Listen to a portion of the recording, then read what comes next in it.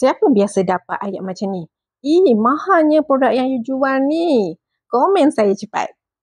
Biasalah kan, memang geram kalau orang sendiri yang berkira, padahal kalau produk luar negara, tak banyak soal pun. Benda ni biasa berlaku sebab mindset kita dah lama terbiasa dengan brand luar lebih bagus. Walaupun hakikatnya banyak je produk tempatan setanding atau lebih baik. Kan?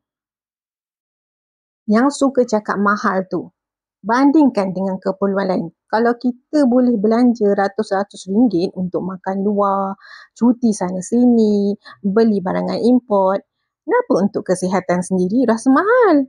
Sedangkan ni untuk kegunaan jangka panjang kan? Contohlah Mindtropic ni, bukan sekadar suplemen biasa, tapi dirumus oleh seorang doktor tempatan menggunakan bahan premium.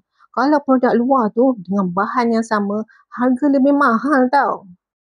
Bab kesihatan ni, kita nak pilih sesuatu tu, biarlah manfaatnya untuk jangka panjang. Yuran hospital kan, lagi mahal tau kalau kesihatan kita terjejas. Nanti lagi banyak nak kena belanja. Labur sedikit daripada sekarang untuk kita elakkan daripada kos yang lebih besar nanti. Ya, memang ada yang skeptikal. Akhirnya setia juga dengan Mindtropic ni kan. Sebab kesannya memang ternyata. Saya sendiri guna dan nampak perbezaan. Cuba fikir balik. Kalau ada produk lain yang lebih murah tapi tak terbukti berkesan, berbaloi ke nak beli? Atau nak teruskan dengan produk berkualiti yang memang ada hasil?